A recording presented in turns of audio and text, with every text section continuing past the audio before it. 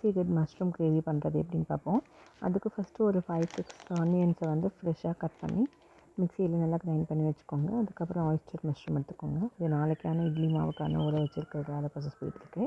நான் வாங்க போகலாம். ஸோ இதெல்லாம் வந்து நல்லா அரைச்சிட்டு அரைக்கும் போதே அதில் வந்து கொஞ்சோண்டு மஞ்சத்தூள், உப்பு அதெல்லாம் போட்டு அரைச்சிடுவேன்.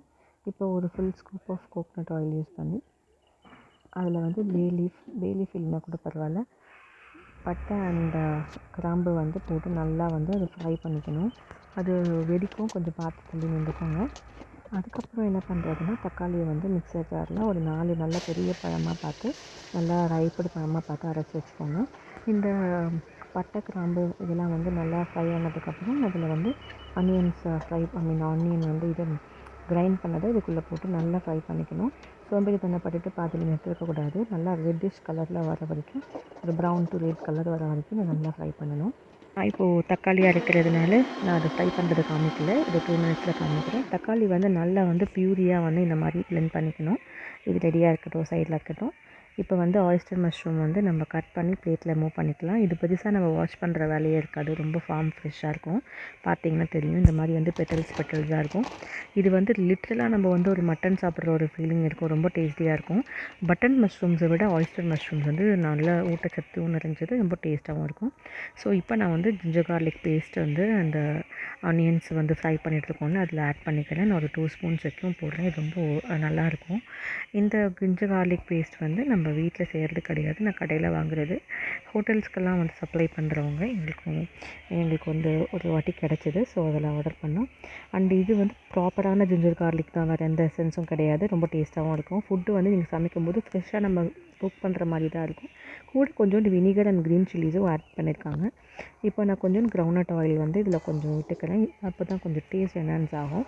நல்லா அந்த வெங்காயம் வந்து ஃப்ரை ஆகும்போது இப்போ வந்து பொட்டேட்டோஸ் வந்து நான் வந்து ஸ்லிட் பண்ணி வச்சுக்கிறேன், ஃப்ரெஞ்ச் ஃப்ரைஸ் போடுற மாதிரி. அதை வந்து போட்டுக்கலான்னு இப்போ வந்து கரம் மசாலாவும் பிரியாணி மசாலா கொஞ்சமும் இதில் வந்து ஆட் பண்ணிக்கிறேன். இப்போ டர்மரிக் பவுடரும் ட்ரை சில்லி பவுடரும் இதில் ஆட் பண்ணிக்கிறேன். கொஞ்சோண்டு வந்து குழம்பு மிளகாய் தூள், அதாவது மட்டன் போடுற மசாலா போட்டிருக்கேன்.